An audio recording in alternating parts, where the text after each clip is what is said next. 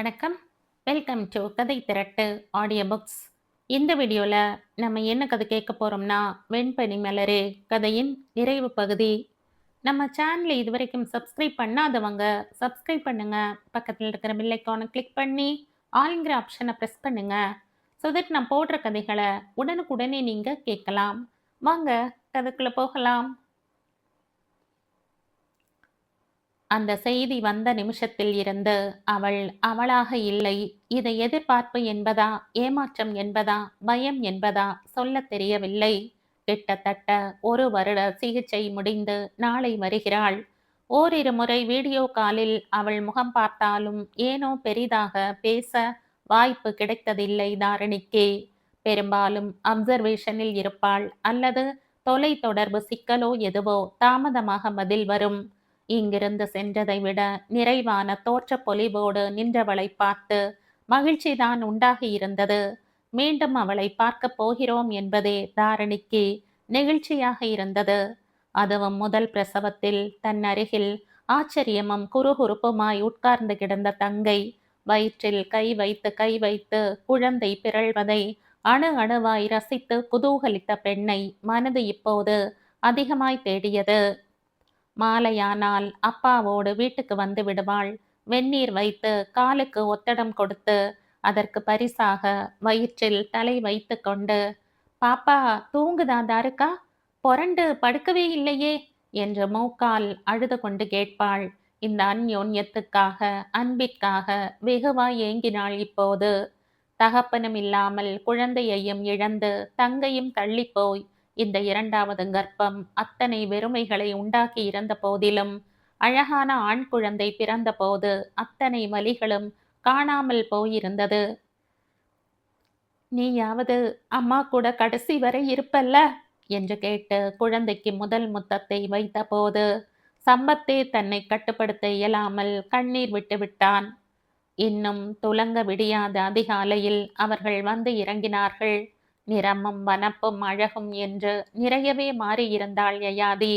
நீண்ட முடியை கழுத்து வரைக்கும் கத்தரித்து போனிட்டையில் கட்டியிருந்தாள். போகும்போது இருந்த சோர்வான உடல் மொழியும் நிலை குத்திய பார்வையும் இல்லை.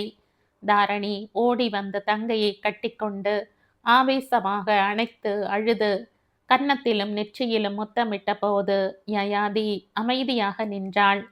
யயா, எப்படிடி இருக்க என்று கேட்டவளை ஒரு நொடி பார்த்து கொண்டே நின்றாள்.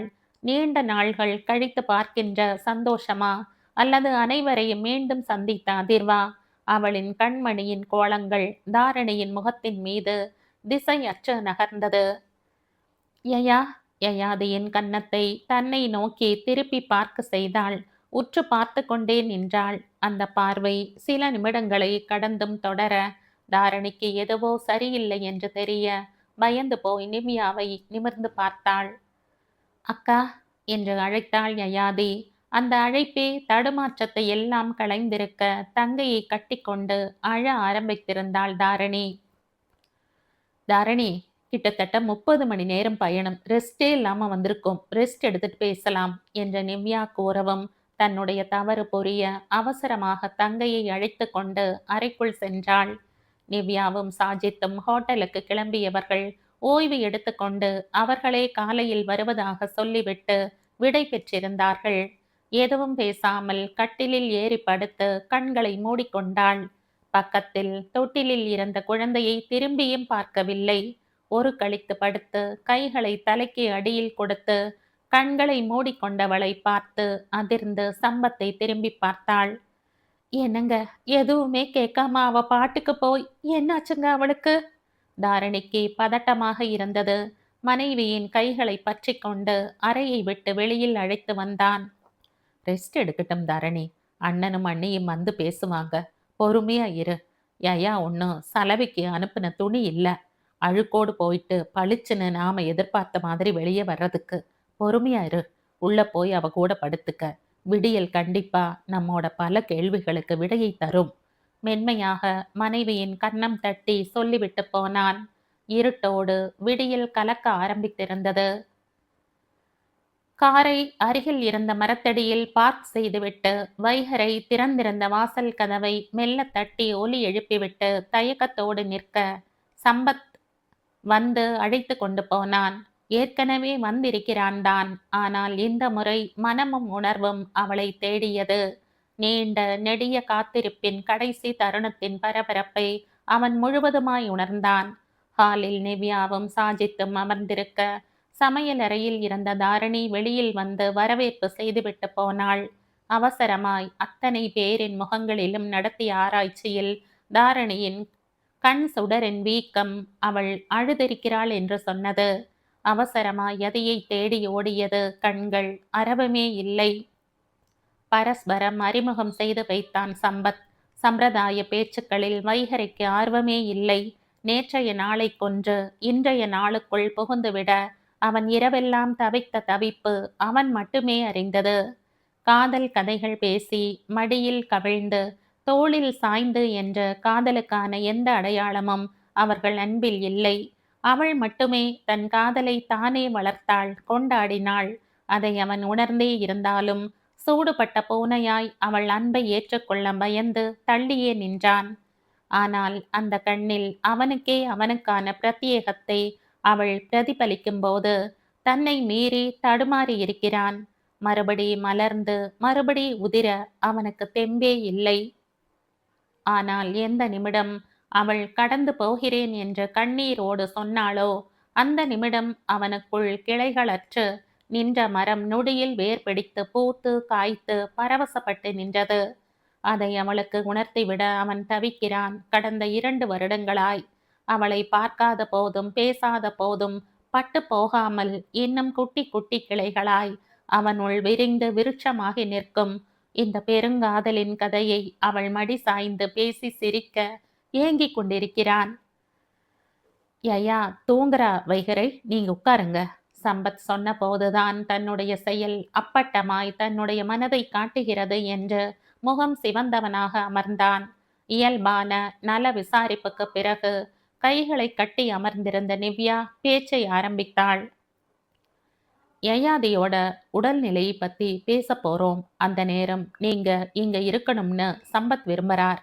இதயம் வேகமாக அடித்து கொண்டாலும் ஒரு புன்னகையை அவசரமாக முகத்தில் ஒட்ட வைத்து கொண்டு தலையசைத்தான்.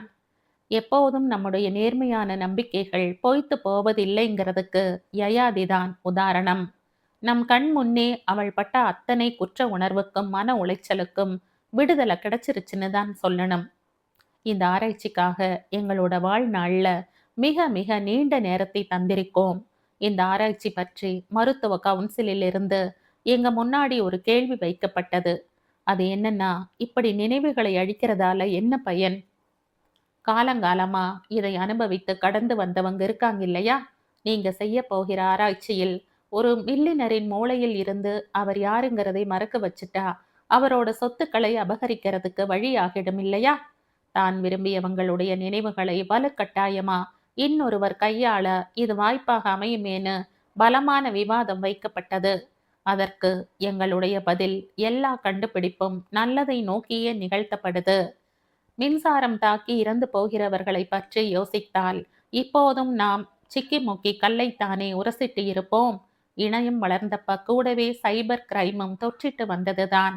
ஆனால் அதனால நாம் அடைஞ்சிருக்கிற மகத்தான சௌகரியங்களை மறுக்க முடியுமா? அதே மாதிரிதான் இந்த ஆராய்ச்சியும் கண்டுபிடிப்பும்.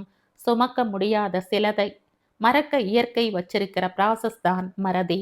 ஆனா அந்த வைப்பர் சில சமயம் தன்னுடைய வேலையை சரியா செய்யாத போது இது மாதிரியான ஆராய்ச்சிகள் கை கொடுக்கும். கேட்கும்போது புதுசா தோணினாலும் நம்முடைய புராண இதிகாசங்கள் இது மாதிரியான நிகழ்ச்சிகள் அந்த காலத்திலும் நடந்திருப்பதாய் நமக்கு கோடிட்டு காட்டியிருக்காங்க. ஒரு குறிப்பிட்ட நினைவை குறிப்பிட்ட மனிதனை மறக்க வைக்க முடியும்னு நாம துஷ்யந்தன் கதையில படிச்சிருக்கோமே. ஒரு சாபத்தால மொத்தமா துஷ்யந்தனோட மெமரி பட்டனை டெலிட் பண்ணியாச்சு. கைகளை அசைத்து சிரிப்போடு நிவ்யா சொன்னபோது சுரீரென தாக்கப்பட்டவனாய் நிமிர்ந்து பார்த்தான். அதே வார்த்தை அவள் இறுதியாக அவனிடம் சொல்லிவிட்டு இருளோடு கலந்து போன அதே வார்த்தை. இப்போ யயாதிக்கு சஞ்சனாவோட நினைவு சுத்தமா இல்ல. அவள் மரணம் குறித்த குற்ற உணர்வும் யயாதிக்கு இப்ப இல்ல. நிம்மதியா தூங்கறா. இது மட்டும்தான் என்றால் அவனை வரவழைத்து எதற்கு இத்தனை பீடிகை என்ற கேள்வி எழ அவர்களையே பார்த்து கொண்டிருந்தான். இதெல்லாம் நமக்கு கிடைச்சிருக்கிற நல்ல பலன்கள். நிழல் இல்லாத பொருள் ஏது? இருள் இல்லாவிட்டால் விடியல் தான் ஏது? இந்த சிகிச்சையில பக்க விளைவுகள் இருக்கும்னு உங்களுக்கு நாங்க முன்கூட்டியே சொல்லி இருந்தோம். இந்த சிகிச்சையில் அவங்களுக்கு செரிப்ரல் அட்ராபி ஏற்பட்டிருக்கு. மூளையில இருக்கிற குறிப்பிட்ட நினைவுகளை அழிக்கிற முயற்சியில நிரந்தரமா அவங்களுடைய மூளையின் சில பகுதிகளில் இருந்த நியூரான்கள் அழிக்கப்பட்டுச்சு. புரியல என்றான் வைகரை நடுக்கமான குரலில். ஏற்கனவே அவர்களுக்கு தெரிந்த செய்தி என்பதால் சம்பத் அதிர்ச்சியடையாமல் வருத்தத்தோடு அமர்ந்திருந்தான். அதாவது மிஸ்டர் வைகரை என்றான் வைகரை வருணன். வருணன் சார், அவங்களுக்கு ஏற்பட்டு இருக்கிறது பெருமூளை சிதைவுங்கிற நிலை. நியூரான்கள் அழிந்ததால் மூளையோட அளவு இயல்பை விட சுருங்கி போயிடும். இந்த பெருமூளை அட்ராபியால் என்ன நடக்கும்னு கேட்டா, அந்த நோயால பாதிக்கப்பட்டவங்க சிந்தனையில வேகம் இருக்காது. நாம பேசுறத புரிஞ்சுக்க ரொம்பவே சிரமப்படுவாங்க. புரிதல் குறைபாடு இருக்கும். அவங்களால எதையுமே முடிவு செய்ய முடியாது. அந்த ஸ்கில்லை இழந்திருப்பாங்க. அவங்களால டிரைவ் பண்ண முடியாது வாழ்நாள் முழுக்க. ஏன்னா இப்போ திருப்பணுமா நேரா போகணுமான்னு அவங்களால உடனடியா முடிவை எட்ட முடியாது. அவங்களுடைய அன்றாட பணிகளை செய்வதில் பெரிய சிக்கல்களை சந்திப்பாங்க. ஞாபக மறதியும் அதிகமா இருக்கும். ஒரு இடத்துக்கு போனால் நாம எதற்காக அங்க போயிருக்கோங்கிறது அவங்களுக்கு மறந்து போயிடும். போதும். காதை பற்றி கொண்ட தாரணி அப்படியே மடங்கி அமர்ந்து அழ ஆரம்பித்திருந்தாள். அவளை தேற்றும் நிலையை கூட அத்தனை பேரும் மறந்திருந்தார்கள். மொத்தத்துல அவளை ஒரு உயிருள்ள பொம்மையா ஆக்கி தந்திருக்கீங்க அக்கா நீங்க. உங்க ஆராய்ச்சியும் மண்ணும் இதையெல்லாம் சோதிக்க அந்த அப்பாவி பொண்ணோட வாழ்க்கை தான் கிடைச்சதா? அவளை பத்தி உங்களுக்கு எல்லாம் என்ன தெரியும்? மீனாட்சி தோல்ல சாய்ந்தாடும் பச்சை கிளின்னு எங்க அப்பா கொஞ்சுவார். அப்பாவுக்கு அவ மேல அவ்வளவு அன்பு. துரு துருன்னு எதையாவது செய்துட்டே இருப்பா. படிப்புல ஆவரேஜ் தான்னாலும் மற்ற எல்லா விஷயத்திலையும் அவ்வளவு தெளிவு, அவ்வளவு புத்தி கூர்மையானவ. எனக்கு பாரமா இருக்க கூடாதுன்னு தான் தன்னுடைய செலவுக்காக தானே சம்பாதிக்க தொடங்குனா. அத்தனை திடமானவள். அவளுக்கு வண்டி ஓட்டுறதுன்னா ரொம்ப ஆசை. புதுசா என்ன மாடல் வண்டியை பார்த்தாலும் போய் ஆசையா தடவி பாப்பா.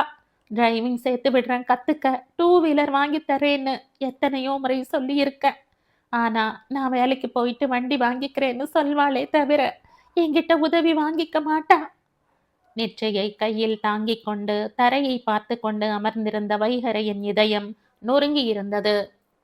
எத்தனை முறை அவளை லைசன்ஸ் இல்லாமல் வண்டியை ஓட்டுவதற்காக கடிந்திருக்கிறான் உள்ளும் புறமும். அழுது தெளியட்டும் என்ற நிவ்யாவும் சாஜித்தும் அமைதியாக இருந்தார்கள். ஓயாத அலையாய் தாரணி விசும்பிக் கொண்டே இருந்தாள். ஓகே, நோயை சொல்லிட்டீங்க. அதுக்கு கண்டிப்பா ஒரு நிவாரணம் இருக்கும் இல்லையா? இனி அதை பத்தி பேசுங்க. நிமிர்ந்து அமர்ந்தவன் கண்கள் முழுக்க சிவந்து போயிருந்தாலும் தன்னை கட்டுப்படுத்தி கொண்டு திடமாகத்தான் கேட்டான் வைகரை. முதல்ல இது நோய் இல்லை மிஸ்டர் வருணன், குறைபாடு. இதை குணப்படுத்த மருந்துகள் கிடையாது, கட்டுப்படுத்தலாம். இந்த குறைபாட்டோடு எப்படி வாழ்க்கையை கேரி ஓவர் பண்ணிக்கலாம்னு தான் இனி பார்க்க முடியும். மூளை புரதத்தை சமன்படுத்த பி காம்ப்ளெக்ஸ் மருந்துகள், புரோட்டீன் டேப்லெட்ஸ் இப்படி எடுத்துக்கலாம். தவிர அவங்க வாழ்க்கை முறை, பேச்சு பயிற்சி, சிந்தனையை சீராக்கும் நடவடிக்கைகள் இதன் மூலம் பெரிய அளவில் மாற்றத்தை ஏற்படுத்த முடியும். அமைதியாக அமர்ந்திருந்தனர் எல்லோரும். இது பற்றி நீங்க வர்றதுக்கு முன்னாடியே சம்பத் கிட்ட பேசினோம். ஆனா இந்த விஷயத்தை பேசும்போது நீங்க இங்க இருக்கணும்னு அவங்க 2 பேரும் விரும்பினாங்க. அதனாலதான் உங்களை இங்க வரவழைச்சோம். சொல்லுங்க என்பது போல தலையசைத்தான். யயாதியுடைய இந்த நிலைமைதான் இறுதின்னு சொல்லிட முடியாது. இன்னும் அவங்களுக்கு ட்ரீட்மெண்ட் ஒரு நீண்ட நெடிய ப்ராசஸ் தேவைப்படுது. அப்சர்வேஷன்ல வச்சு மாற்று மருந்து கொடுக்கலாம். ஏதோ ஒரு இடத்தில் அது கண்டிப்பா இந்த நிலையில இருந்து அவளை மீட்டு கொண்டு வரும். ஆனா அதற்கான காலக்கெடு பற்றி கேட்டீங்கன்னா ஐ எம் சாரி, எனக்குமே தெரியல. இப்போ யயாதியை திருப்பி அழைச்சிட்டு வந்ததே விசா ப்ராசஸ். அப்புறம் அவள் அங்கேயே நிரந்தரமா தங்கணும்னா சில விஷயங்களை பேசணும். அதற்காகத்தான். எங்களுக்கு ஜூனியரா இருக்கிற சுஷிலுக்கு யயாவை ரொம்ப பிடிச்சிருக்கு. இந்தியாதான் அவனும் கல்யாணம் செய்து கூடவே வச்சு யதையை குணப்படுத்த ஆசைப்படுறான். என்னை பொறுத்தவரை இது யயாதியுடைய வாழ்க்கைக்கு மிக பெரிய வாய்ப்பு. இது பற்றி நாங்கள் பேசும்போது உங்களை பத்தி சம்பத் சொன்னான். சாஜித் முடித்துவிட்டு வைகரையின் முகம் பார்த்தான். அவன் எந்த உணர்வையும் முகத்தில் பதியாமல் அமைதியாக அமர்ந்திருந்தான். அப்படி ஒரு நிகழ்ச்சிக்கு பிறகு கிட்டத்தட்ட 2 வருஷமாய் யயாவோட அன்பிற்காக நீங்க காத்திருக்கீங்க வைகரை. ஆணும் பெண்ணும் சேர்ந்து காதலிக்கிறதைத்தான் காதலுக்கான இலக்கணமா இந்த உலகம் வச்சிருக்கு. ஆனா விசித்திரமா யயாவும் நீங்களும் தனித்தனியா தனித்தனி காலகட்டத்தில் விரும்பி இருக்கீங்க. வழக்கமா ஒருவரை ஒருவர் விரும்புறது காதல்னு சொல்ற இலக்கணத்தை பொய்யாக்கி ஒருத்தர் ஒருத்தரா காதல் செய்து இருக்கீங்க தனியா. ஆனா இதெல்லாம் சொல்லி நான் உங்களுடைய உணர்ச்சிகளோட விளையாட விரும்பல வைகரை. நீங்க காத்திருந்த யயாதி இல்ல இப்போ. இப்ப இருக்கிறது இவள் ஒரு வளர்ந்த குழந்தை. கேள்வி கேட்டா சட்டுன்னு பதில் சொல்ல தடுமாறி மலங்க விழிக்கிற ஒரு அப்பாவி. உங்களுக்கு ஒரு சிறந்த மனைவியா, உங்க குடும்பத்துக்கு சிறந்த மருமகளா அவளால இருக்க முடியும்னு நம்ப முடியல. மெமரி லாஸ், தடுமாற்றமான நடைன்னு ஏராளமான விஷயங்களை அவங்க சொல்லும்போது எங்களுக்கே பயமா இருக்கு. எழுந்து வந்த வைகரையின் கைகளை பற்றி கொண்டான் சம்பத். நொடிகள் நிமிடங்களாய் வளர்ந்து கொண்டிருந்தது. வைகரை எழுந்து நின்று மணிக்கட்டை திருப்பி மணி பார்த்தான். லோனாவாலாலிருந்து ஸ்டாக் இன்னைக்கு வருது, நான் கிளம்பணும். எந்த பதிலும் சொல்லாமலேயே அவன் எழுந்து நின்றதில் அவன் பதிலை அறிந்தவர்களாக சம்பத்தும் தாரணியும் மிடறு கூட்டி தங்களை சமன்படுத்தி கொண்டு நின்றார்கள். நிவ்யா சாஜித் எதிரில் வந்து நின்ற கை கொடுத்தான். ஜஸ்ட் 15 டேஸ் உங்களால இங்க இருக்க முடியுமா? எங்க கல்யாணம் உங்க தலைமையில தான் நடக்கணும்னு ஆசைப்படுறேன். புன்னகையுடன் அதே நேரம் திடமாக சொன்னவனை வியந்து பார்க்க தாரணி சந்தோஷத்தில் கேவல் வெடிக்க அழுதபடி நின்றாள். தங்கை மொத்தமாய் ஆய்வு கூட எலியாய் மாறி முழுக்க எங்கே தன்னை விட்டு போய்விடுவாளோ, அவளை கண்ணால் பார்த்து கொண்டு வாழும் கொடுப்பினை கூட இல்லாமல் போய்விடுமோ என்று கலங்கிக் கொண்டிருந்தவள் கண்களுக்கு அந்த நிமிடம் வைகரை ஒப்பற்றவனாய் தெரிந்தான். நிவ்யாவுக்கு ஆச்சரியமாயிருந்தாலும் மனம் ஏனோ நிறைவாக இருந்தது. வெல், உங்களுடைய முடிவை மனதார வரவேற்கிறேன். ஆனா இதுல நிறைய நடைமுறை சிக்கல்கள் இருக்கு மிஸ்டர் வருணன். புன்னகைத்தான். உங்களுடைய விஞ்ஞானமும் மருத்துவமும் தொட முடியாத மூளையின் பக்கங்களை கூட என் காதலும் அன்பும் தொடும். என்னால் அவளை சரிப்படுத்த முடியலைன்னா அதற்கான முயற்சியை என் வாழ்நாள் முழுக்க செய்துட்டே இருப்பேன். மாங்கல்யம் தவழும் மகராசி மதனம் மலர்ந்தாலே போதும் வேறேது உலகம் எடுத்தாலும் என்ன ஏழேழு பிறவி நீதானே கண்ணே எனக்கேற்ற மனைவி ஆனந்தம் விளையாடும் வீடு. ஓராண்டுக்கு பிறகு யதி எழுந்திர. குட் மார்னிங் யதி எழுந்திரு. அரை முழுக்க இறைந்த சத்தத்தில் காதை பொத்திக் கொண்டே எழுந்தவள் அப்படியே மந்தமாய் அமர்ந்திருந்தாள். வைகரை குரலிலேயே பேசி அலாரம் செட் செய்திருந்தான். கை நீட்டும் தூரத்தில் இருந்து ஸ்பீக்கிங் கிளாக்கை எடுத்து அந்த சத்தத்தை நிறுத்த வேண்டும் என்பது மூளைக்கு எட்டவில்லை. அறைக்குள் வந்தவன் அவளை முறைத்து கொண்டே ஸ்பீக்கிங் கிளாக்கை நிறுத்தி ஓரமாக வைத்தான். சரி, எழுந்திருச்சு எவ்வளவு நேரம் ஆகுது? இப்படியே உட்கார்ந்திருக்க, போய் பிரஷ் பண்ணிட்டு வா. அவன் சொன்ன பிறகுதான் எழுந்து போனாள். எதுவும் தன்னால் செய்ய வராது, சொன்னால் செய்வாள். அருவியாய் பேசிக் கொண்டிருந்தவள் சிற்றோடையாய் கூட சிலசிலுப்பதில்லை. ஆரம்பத்தில் பேச்சு சுத்தமாக வராது. ஆனால் இப்போது திக்காமல் பேச முடிகிறது. பாத்ரூம் பைப்பை நிறுத்த மறந்து போவாள். அறைக்குள் ஃபேன் அனாதையாய் சுற்றும். அதையெல்லாம் நிறுத்த மறந்து போவாள். காஃபி போட சமையல் அறைக்குள் வந்து நின்று எதற்கு வந்தோம் என்று யோசிப்பாள். ஆனால் பல விஷயங்கள் ஆழ் மனதில் அப்படியே தங்கி இருக்கிறது. அவர்கள் வீட்டில் வைகரையை பார்த்ததும் தூங்கி எழுந்து சோம்பல் முறிப்பது போல் சோர்வான குரலில் வைகரை சார் என்று அன்று அழைத்த போது அவனுள் உண்டான பரவசத்தை விளக்க வார்த்தைகளே இல்லை. பவானியின் பலமான எதிர்ப்புக்கு நடுவில் தான் திருமணம் நடந்தது. கார்த்திகா கூட தம்பியின் முடிவில் வெகுவாய் வருந்தினாள் தான். சரியாகாதுன்னு சொல்றாங்களேடா, எப்படிடா? தம்பியின் கை பற்றி கொண்டு அழுதாள். அத்தனை பேரின் கேள்விக்கும் புன்னகையை மட்டும் பதிலாய் தந்தே திருமணத்தை முடித்தான். பவானி மகனின் வாழ்க்கை பாழாய் போனதே என்ற வருத்தத்தை வார்த்தைகளால் யயாதியிடம் காட்ட ஆரம்பித்திருந்தார். மந்த புத்திக்காரி, சித்த பிரம்ம பிடிச்சவ என்று குத்தி காட்ட ஆரம்பித்தது ஒரு பக்கம் என்றால், வயது வந்த தங்கை இருக்கும் வீட்டில் மனைவியை குழந்தையாய் தாங்க இயலாத சங்கோஜம் எல்லாம் சேர்ந்து தனியாக வந்துவிட்டான். ஆரம்பத்தில் மெல்லிய தடுமாற்றம் இருந்தாலும் இப்போது குடும்பம், வீடு, கடை, கடமை என்று அத்தனையும் பேலன்ஸ் செய்ய கற்றுக்கொண்டிருந்தான். சீட் பெல்ட்டை இழுத்து மாட்டிவிட்டவன் காரை இயக்க ஆரம்பித்தான். அமைதியாக சாலையை வேடிக்கை பார்க்க ஆரம்பித்தாள். முதன்முறையாக இருவரும் மோதிக்கொண்ட இடத்தை ஒட்டி காரை நிறுத்தினான். இந்த இடத்துல தான் நாம முதலா சந்திச்சது. உனக்கு வண்டி சரியா ஓட்ட வராது என்றவன் அந்த நாளின் நினைவுகளை சொல்லிக்கொண்டே போக எந்த உணர்ச்சியும் இல்லாமல் கேட்டுக்கொண்டே இருந்தாள். உள்ளுக்குள் உடைந்தாலும் புன்னகை மாறாமல் கேட்டான். இப்போ வண்டி ஓட்டுறியா யதி? நான் கத்து தரேன். தினம் வேண்டாம், எப்பவாச்சும் பார்க்கல ஓட்டலாம். நான் பின்னாடி இருப்பேன், நீ பயப்படாம ஓட்டலாம். உனக்கு ரொம்ப பிடிக்கும் இல்லை யதி என்றான் கண்கள் மின்ன. ஆர்வமே இல்லாமல் மறுப்பாய் தலையசைத்தவள் வண்டியில் சென்று அமர்ந்து கொண்டாள். பார்க்கிற்கு வந்தார்கள். ஒரு காலத்தில் அவனை பார்க்கவே ஜாக்கிங் வந்து காத்திருப்பாளே. அந்த நினைவுகளெல்லாம் நினைக்க நினைக்க இனித்தது. நினைவின் முடிவில் வலித்தது. கண்கள் முழுக்க காதல் மின்ன இவனுக்கு போட்டியா எதிர்க்கடையில் அமர்ந்து டீ குடித்து கொண்டு இனி ஒரு முறை தன்னை அப்படி நேசிக்க மாட்டாளா என்று உள்ளூர ஒரு குரல் ஓயாமல் அழுதது. தினமும் அவளை அழைத்து போகிறான். அவர்கள் சந்தித்த இடங்களை, சண்டையிட்ட இடங்களை என்று அவள் உணர்வுகளை தட்டி எழுப்ப அழைத்து போகிறான். அத்தனையும் அவளுக்கு நினைவில் இருக்கிறது.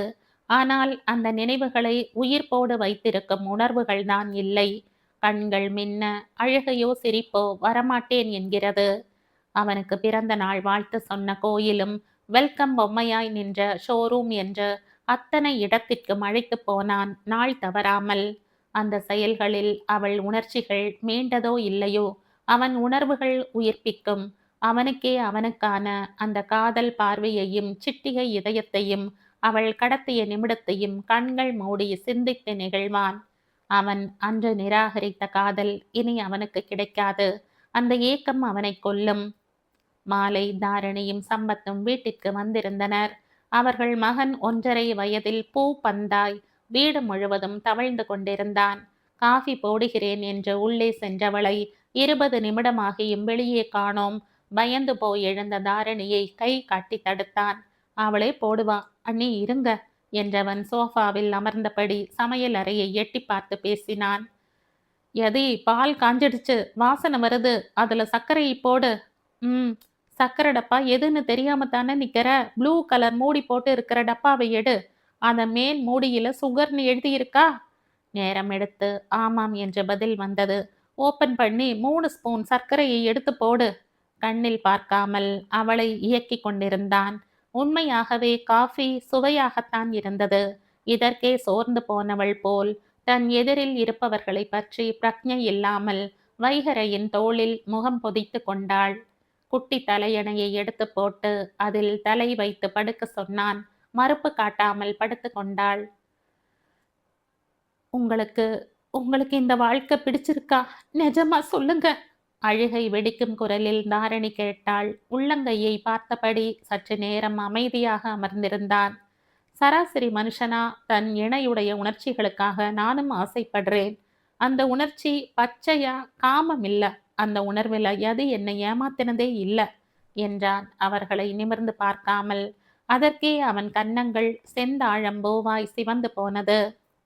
கோபம், எரிச்சல், அழுகை, பிடிவாதம், சண்டை, சமாதானம்ங்கிற அத்தனை உணர்ச்சிகளும் இருக்கிற யதியோட என்னால வாழ முடியலையேங்கிற ஏக்கம், ஏமாற்றம் எனக்கும் இருக்கு. எல்லாத்தையும் விட எனக்கே எனக்கா அவள் ஒரு காதலை உணர வைப்பா. அந்த பார்வை, அந்த சிரிப்பு, அவள் காட்டினா சிட்டிகை இதயம், இதெல்லாம் எனக்கு திரும்ப கிடைக்காதான்னு ஏங்குவேன்தான். ஆனா கிடைக்கும். திரும்ப யதி எல்லா உணர்ச்சிகளையும் திகட்ட திகட்ட தருவாங்கிற நம்பிக்கை எனக்கு பரிபூரணமா இருக்கு. நான் அந்த உறுதியிலிருந்து பின் வாங்கவே மாட்டேன். அவன் முடித்த போது சம்பத் தாவி வந்து தழுவியபடி நெகிழ்ந்து போனான். ஜன்னலை விரிய திறந்து வைத்திருந்தார்கள். பனிக்காற்று அறைக்குள் இதமாக விரவிக் கொண்டிருந்தது. எப்போதும் போல் இரவில் அம்மாவிடம் பேசி 2 திட்டுக்களை வாங்கி அவர் கண்ணீருக்கு சமாதானம் சொல்லி என்று எல்லாம் முடித்து போனை வைத்த பிறகு தலையை நீட்டி ஹாலை பார்த்தான். முழங்காலை கட்டிக்கொண்டு டிவி பார்த்து கொண்டு அமர்ந்திருந்தாள். யதி, நேரமாகுது, தூங்கலாம், டிவி ஆஃப் பண்ணிட்டு வா. சரி என்று உடனே பதில் வந்தது. இந்த உடனடி பதில்களே அவளிடம் அளப்பரிய மாற்றம் வருவதற்கான அறிகுறி. அறைக்குள் வந்தாள். ஹால் லைட்ட ஆஃப் பண்ணிட்டியா? தெரியலையே என்றாள் பரிதாபமாக. போய் பார்த்துட்டு வா. அவளையே அனுப்பி வைத்தான். திரும்பி வந்தவள் கட்டிலில் ஏறி நேராய் அவன் மடியில் தலை வைத்து படுத்து கொண்டாள். இதெல்லாம் எந்த புரிதலுக்காகவும் காத்திருப்பதில்லை. மெல்லிய சிரிப்போடு அவள் தலையை நிமிர்த்தி மார்பில் சரித்து கொண்டான். இவ்வளவு நேரமா டிவியில என்ன பார்த்த? மூக்கு நுனி நெருடி கன்ன கதுப்பை வருடி அவளை வேறு உலகத்திற்கு கொண்டு சென்று கொண்டிருந்தான். என்ன பார்த்த இவ்வளவு நேரம்? ஒரு சின்ன யோசனைக்கு பிறகு சொன்னாள். புருஷன் பொண்டாட்டி சண்டை போட்டாங்க. இன்னும் இணக்கமாய் இடைவெளி இல்லாமல் இன்னும் இறுக்கி கொண்டான். அப்படி நீயும் தான் என் கூட சண்டை போட எனக்கு ஆசையா இருக்கு. சற்று நேரம் தீவிரமாக யோசித்தவள் சொன்னாள். வேண்டாம் வைகரை, நீ பாவம். அவள் சொல்லிய தொனியில் வெடி சிரிப்பு சிரித்தவன் மெல்ல அவளை தன்னிடம் இருந்து பிரித்து கட்டிலில் படுக்க வைத்தான். அவளில் எப்போதும் போல் இப்போதும் தன் காதலை தேடித் தோற்றான். என் பாரிஜாதமே என்றான் அவள் முக வடிவை ஒற்றை விரலால் அளந்து. யதி, ம், உனக்கு பாரிஜாதத்தோட கதை தெரியுமா? விழிகளை உருட்டி இல்லை என்றாள். பாரிஜாதத்துக்கு பவள மல்லிகைன்னு இன்னொரு பேரும் இருக்கு. அதையே ஹிந்தியில ராத்திகி ராணின்னும் இங்கிலீஷ்ல நைட் ப்ளூமிங் ஜாஸ்மின்னும் சொல்றாங்க. ம் என்றபடி திரும்பி படுத்து அவனை அணைத்து கொண்டு நிமிர்ந்து முகம் பார்த்தாள். இரவில் சூரியன் மறைந்த பிறகு மலர்ந்து அதிகாலையில சூரியன் வர்றதுக்கு முன்னாடி உதிர்ந்து போயிடுமாம் பாரிஜாத மலர்கள். அது ஏன்னு தெரியுமா? அவள் முடிக்கற்றையை ஒதுக்கிவிட்டு நெற்றி பொட்டை நீவியபடி கேட்டான். அவன் குரல் அடைத்தது. தெரியாது என்பது போல் தலையசைத்தாள். பாரிஜாதம்ங்கிற இளவரசி சூரியனை காதலிச்சாளாம். ஆனா சூரியன் அவளோட காதலை ஏற்கலையாம். அதனால மனமுடைந்த இளவரசி நெருப்புல குதித்து இறந்து போயிட்டாளாம். அவள் இறந்த சாம்பலில் இருந்து உருவான பாரிஜாத செடி தன் காதலை ஏற்காத சூரியனை பார்க்க விரும்பாமல் இரவுல பூத்து இரவிலேயே மடிஞ்சும் போயிடுமாம். முடித்த போது முற்றாய் நெகிழ்ந்திருந்தான். அவன் சொன்னது எவ்வளவு புரிந்ததோ இல்லையோ, அவன் முகத்தையே இமைக்காமல் பார்த்து கொண்டிருந்தாள் யயாதி. யதி, இது ஒரு புராண கதை. இப்போ நிஜத்துல நடக்கிற ஒரு கதை சொல்லட்டுமா? பேரன்பும் பெரும் காதலும் கொண்ட உன்ன மாதிரி ஒரு பெண் தன் காதலை கண்ணுல சுமந்துட்டு ஆசையோடு சுத்தி சுத்தி வந்தாளாம். அந்த காதலை புரியாத என்ன மாதிரி ஒரு முட்டாள் அந்த அன்பை உதாசீனப்படுத்தி அவமதிச்சானாம். கண்ணீரோடு கடந்து போன அவள் தன்னையே மறந்தவளாய் திரும்பி வந்தாளாம். அன்றைக்கு ஏற்காமல் உதாசீனப்படுத்திய காதலை அவன் கண்ணில காட்டாமல் தவிக்க வைக்கிறாளாம். அந்த அன்பை, ஆத்மார்த்தமான காதலை மறுபடி ஒரு முறையாவது திரும்ப பார்த்துட மாட்டோமான்னு தவிக்கிறானாம். ஆனா முடியல, பார்க்க முடியல. உணர்வுகளை மறந்தவனாய் கண்களில் கண்ணீர் வழிய பார்த்தவனை சட்டென்ற கரம் நீட்டி அனிச்சையாய் அவன் கண்ணீரை துடைத்தாள். அழாத வைகரை என்றாள் ஈரக்குரலில். வாரி சுருட்டி தனக்குள் அவளை ஒளித்து கொண்டவன் துடிக்கும் உணர்வுகளோடு அவள் காதுக்குள் சொன்னான். பாரிஜாதமே. நடி இரவில் சட்டென்று விழிப்பு தட்ட சுற்றியிருந்த வைகரையின் கரத்தை மெல்ல பிரித்துவிட்டு அனிச்சையாய் ஜன்னல் அருகில் வந்து நின்றாள். நிசப்தமான வைகரை வானம் அவளை எப்போதும் போலவே மயக்கியது. ஜன்னல் கண்ணாடியில் படர்ந்திருந்த ஈரத்தை தொட்டு ஜன்னல் திட்டில் வைகரை என்று கோணலாய் எழுதினாள் தன்னை உணராமலே. இன்று ஏனோ வானத்தில் நட்சத்திரங்கள் முளைக்கவே இல்லை. அப்படியென்றால் இதுவரைக்கும் யாருடைய பிரார்த்தனையும் இறைவனால் ஏற்றுக்கொள்ளப்படவே இல்லையா? பிரார்த்தனைகளை இறைவன் ஏற்றுக்கொண்டால் தானே வானத்தில் வெள்ளி முளைக்கும். உண்மையும் நேர்மையும் இல்லாத உலகம் என்னாகும்? நம்பிக்கைகள் மீது மனிதனுக்கு நம்பிக்கை போய்விட்டால் அது பெரும் துயரம் அல்லவா? பேரன்பும் பெரும் காதலும் இந்த உலகத்தில் தோற்று போனால் ஜீவராசிகள் வாழ அருகதையற்ற இடமாய் ஆகி போகாதா இந்த பூமி? வானத்தில் யாரோ யாரிடமோ கேட்டுக்கொண்டிருந்தார்கள். எழுதிய எழுத்துக்களையே தன்னை மறந்து பார்த்து கொண்டு நின்றவள் குனிந்து அந்த எழுத்துக்களுக்கு முத்தமிட்டாள். கன்னத்தை அந்த எழுத்தில் வைத்தவள் தன்னை மறந்து கண்களை மூடினாள். வெறுமையாய் கிடந்த வானத்தில் சட்டென்று ஒரு நட்சத்திரம் பூத்திவிட்டது. சாமி கிட்ட சொல்லி வச்சு சேர்ந்தது இந்த செல்லக்கிளியே, இந்த பூமி உள்ள காலம் மட்டும் வாழும் இந்த அன்பு கதையே, முத்துமணியே பட்டுத் துணியே, ரத்தினமும் முத்தினமும் சேர்ந்து வந்த சித்திரமே.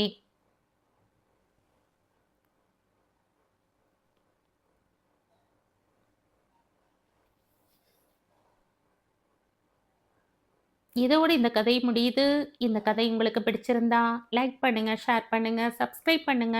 மற்றும் ஒரு இன்ட்ரெஸ்டிங்கான கதையோட அடுத்த வீடியோல சந்திப்போம். பை. Thank you.